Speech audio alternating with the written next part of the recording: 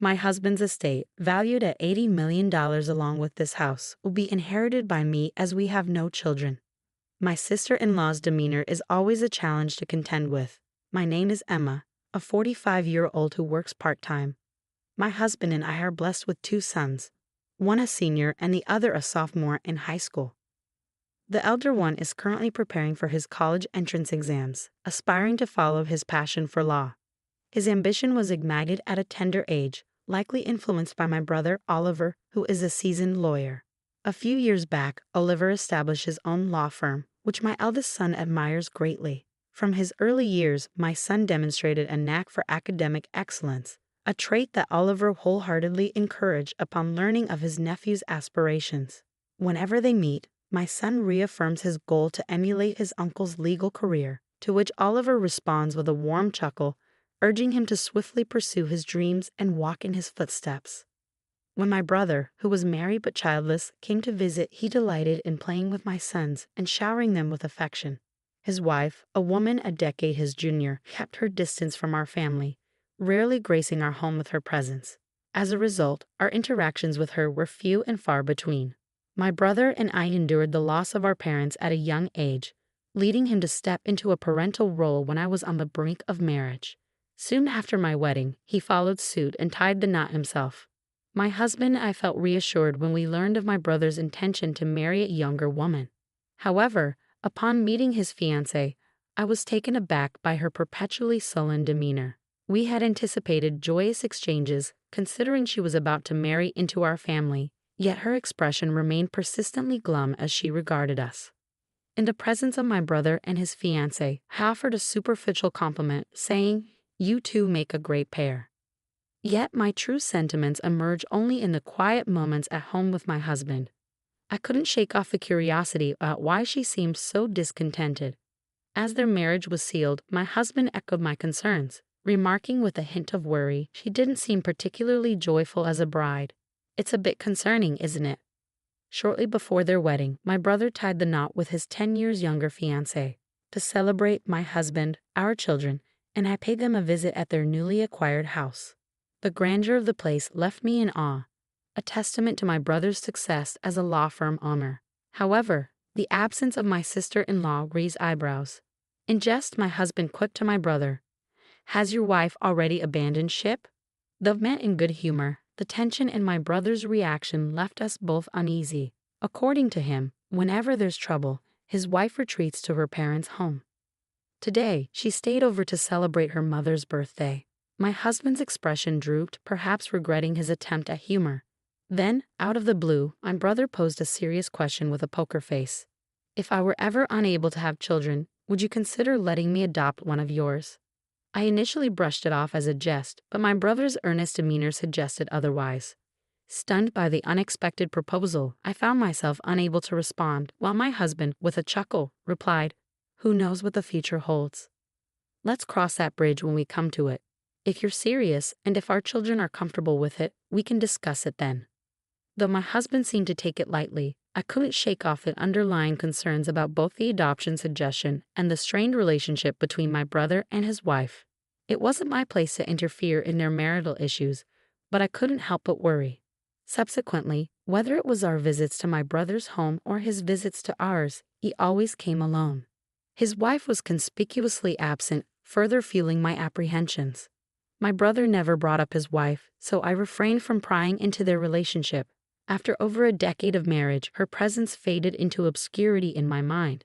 This year, as my eldest son's acceptance into his dream law school was celebrated at our house, my brother broached the topic of adoption once again.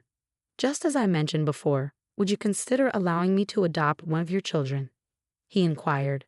Their inability to conceive led him to revisit the idea. The last time we discussed it, they were newlyweds, so there was no urgency. Yet this time, my brother's tone conveyed seriousness. Despite the weight of the proposal, my husband's response was swift and nonchalant. "Would you prefer our eldest son, considering his ambition to become a lawyer?" he quipped. While my husband's manner seemed casual, I remained cautious, mindful of the profound impact such a decision would have on our sons' lives. Even though my brother, their uncle, would be adopting them, I couldn't shake the worry about my sister-in-law's potential treatment of my sons. who wouldn't be her own flesh and blood. Seeking reassurance, I cautiously asked my brother, "Is your wife on board with the adoption?" His response, accompanied by a wry smile, was somewhat comforting. "Don't fret over her. We've discussed it already," he assured me. While I felt relieved knowing they had addressed the matter, I couldn't reach a decision immediately. Instead, I resolved to involve my sons in the discussion and let them weigh in, considering they were already in high school and capable of making their own choices. We left the matter unresolved that day, but a few days later, I received an urgent call from my brother's lawyer's office. They informed me that he had collapsed and was rushed to the hospital. Frantically, I made my way there, only to find the law firm's staff anxiously awaiting news. It appeared my brother had suffered a stroke at work and was now unconscious. Once I arrived, the law firm staff departed, leaving me to confront the worrying situation alone. The law firm staff also mentioned they couldn't reach my sister-in-law. I tried calling the landline, but received no answer, and I didn't have her cell phone number. Eventually, my husband and younger son arrived, but still there was no luck reaching her. It was my younger son who stumbled upon a smartphone amidst my brother's belongings. With some effort, we managed to unlock it and began searching for her contact details. When she finally picked up the call from that phone, her response was laced with anger. "I warned you not to call again. I'll take legal action," she snapped. Attempting to convey urgency amidst her tirade, I interjected, "It's Emma, Oliver's sister. My brother has collapsed and is in the hospital." Her tone softened upon realizing it was me on the line. "Oh, I'm terribly sorry. I mistook you for Oliver. You said he collapsed?" she inquired. After updating her on my brother's condition and the hospital he was admitted to, her response took a surprisingly casual turn. "I'm unable to come to the hospital right now due to prior commitments. Please keep me informed," she requested before abruptly ending the call. I couldn't help but wonder if my sister-in-law had more pressing matters to attend to, especially considering her husband's illness. With the realization that she wouldn't be of any assistance, we resolved to care for my brother ourselves. Since my eldest son had completed his university entrance exams and was spending most of his time at home, he took on the responsibility of visiting my brother daily on my behalf. Despite our efforts, my brother remained unconscious and in critical condition. However, my sister-in-law never reached out or made an appearance at the hospital.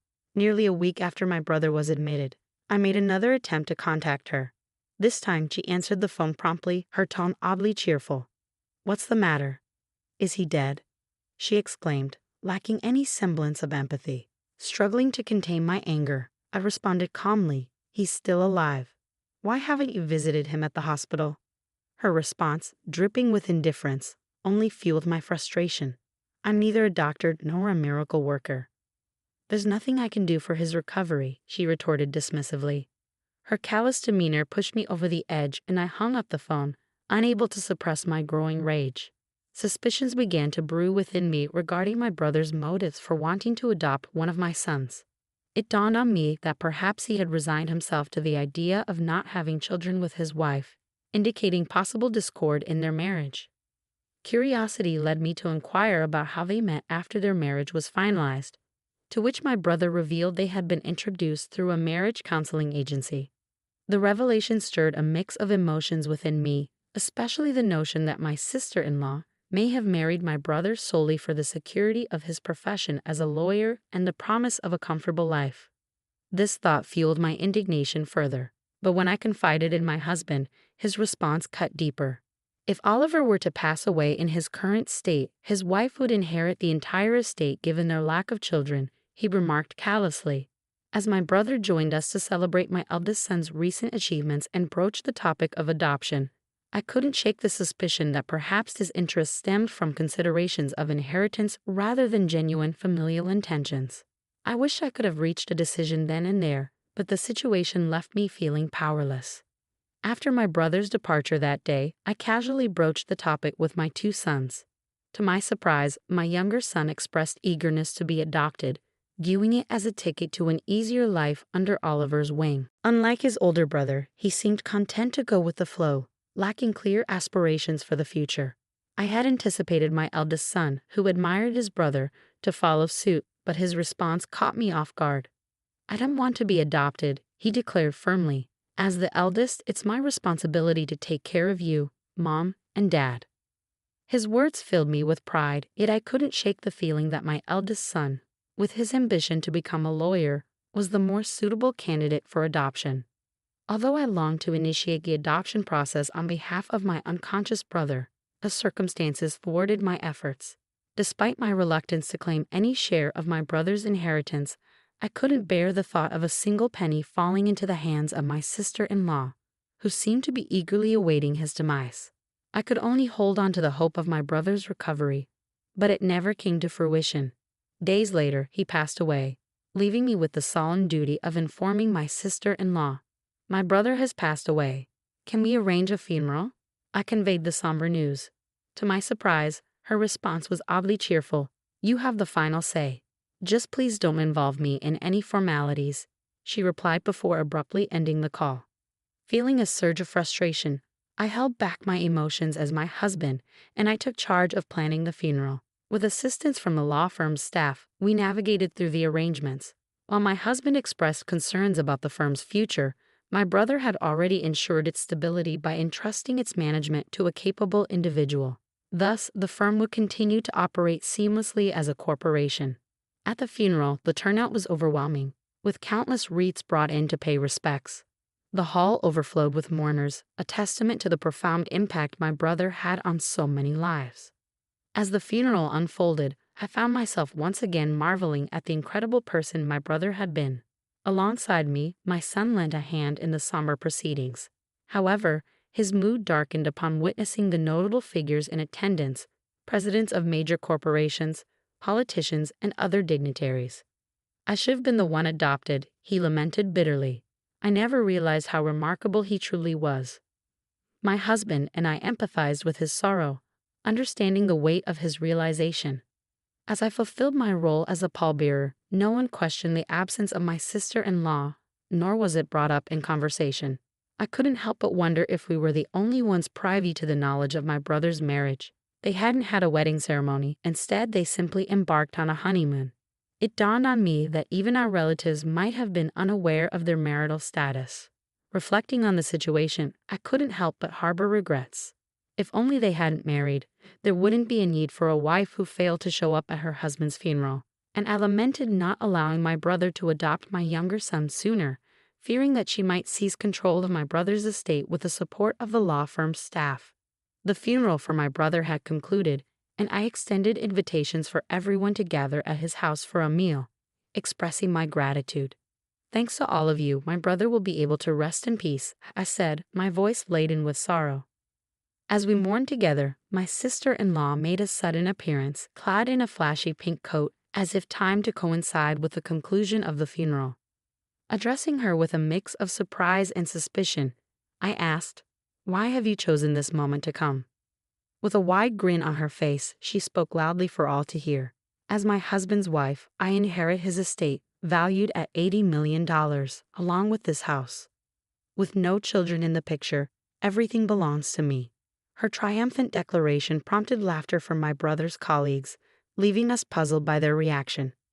My sister-in-law shot them a glare and scolded. "What's so funny? How rude." Her smirk quickly faded when one of the lawyers interjected, "We're aware that you're officially divorced." The revelation hit me like a thunderbolt. "You were divorced?" I exclaimed incredulously upon hearing the news the day before my brother's collapse. Glancing at my sister-in-law's visage, I saw a chilling expression etched across her features as she locked eyes with the individuals who had unveiled the truth. As she gritted her teeth, another lawyer interjected, "I've also heard that you were ordered to pay alimony due to the affair that led to the divorce. It's unavoidable." Furious, my sister-in-law directed her glare at the lawyer who spoke, snapping, "I'm not obligated to pay alimony anymore. There's no one left to pay." Her words dripped with disdain, but she was swiftly rebutted by the legal expert. "The right to alimony also transfers upon inheritance, so you'll still owe it to Emma, the sole inheritor." It dawned on me for the first time that I was the sole inheritor of my brother's estate. With their divorce finalized and our parents no longer alive, I was left as the last remaining family member. She seemed to grasp the reality of the situation, her expression morphing into one of horror as she locked eyes with me. prompting me to instinctively step back. Yet her demeanor remained defiant as she resumed her tirade. Don't I deserve half of the estate now that the divorce is settled? A lawyer, looking dismayed, interjected, Didn't Oliver provide you with funds upon the finalization of the divorce? I have the receipt certificate. Another lawyer chimed in. He also acquired a house prior to the marriage, so it isn't subject to property division. I found a sense of satisfaction in witnessing her being lectured by the lawyers. Despite her protestations, she appeared to recall something and chuckled lightly as she continued. There's still the life insurance. I should be the beneficiary. Her resilience impressed me, navigating through a hostile environment where everyone seemed to be against her. Then, with a smirk, she added, I changed the beneficiary of Oliver's life insurance to myself. However, the lawyer promptly refuted her claim regarding the life insurance, stating, Oliver was a resolute individual, so it's likely he made the change upon finalizing the divorce. As I sifted through my brother's belongings, I stumbled upon the life insurance policy, but my sister-in-law caught sight of it. Swiftly, she snatched the document from my grasp, her impatience evident as she scrutinized the beneficiary. However, her demeanor shifted to one of disappointment as she handed the certificate back to me, her shoulders slumping in defeat. It was then that I noticed the beneficiary was me. Realizing her efforts were futile, my sister-in-law blurted out her true sentiments without filter. I married a lawyer because I thought he was wealthy. But all I got was a pittance, and now I have to pay alimony. It's a colossal mistake. In response, the lawyer's expression hardened as he retorted. Oliver expressed similar sentiments. He regretted seeking the counsel of a marriage counselor, lamenting the monumental mistake he had made. Although my brother never confided such sentiments to me, his honesty was well known among his colleagues and subordinates. Faced with undeniable facts, my sister-in-law turned on her heel and departed from my brother's house. As time passed, she found herself obligated to pay alimony in installments, despite lacking stable employment. Desperate to fulfill her financial obligations, she hastily sought out employment opportunities. However, her lack of commitment led to a string of short-lived jobs. In a desperate attempt to secure quick wealth, she returned to the marriage counseling agency and set her sights on a wealthy individual. Deceiving him with promises of financial gain through marriage, she exploited his trust and attempted to swindle him. Yet, her scheme unraveled swiftly when the man saw through her deceit and reported her to the authorities. Subsequently, she was arrested for marriage fraud, facing the consequences of her actions. According to a lawyer from my brother's law firm who disclosed the truth, no alimony was ever paid to me. When I consulted the lawyer regarding the situation, I was informed of the recent developments. It was in May when the lawyer relayed the news that my sister-in-law had been apprehended. With her arrest, the likelihood of receiving alimony payments seemed slim in the foreseeable future. However, alimony wasn't my foremost concern. What I truly desired was to witness her facing the consequences of her actions and enduring a fate befitting her deeds. I firmly believe my brother would concur, which is why I wish for thorough police investigation into her other transgressions. I hope she's charged as a felon and brought to justice in court. Meanwhile, my family relocated to a house left behind by my brother, unexpectedly inheriting his property. My husband and sons were overjoyed at the prospect of moving into a spacious house, a stark contrast to our previous cramped apartment. Amidst the excitement, my eldest son, fueled by newfound determination, immersed himself in his law studies. Observing the interactions between his brother's colleagues and subordinates, he felt a strong yearning to pursue a career in law. Though never formally adopted by my brother, I hold on to the hope that he will carry forth my brother's legacy and excel as a lawyer just as he aspired to be. However, my younger son harbored a sense of disappointment upon learning that I had inherited my brother's entire estate. I wish I had been adopted by uncle so I could have inherited everything, he confessed candidly. Despite his words carrying a hint of jest, his smile betrayed a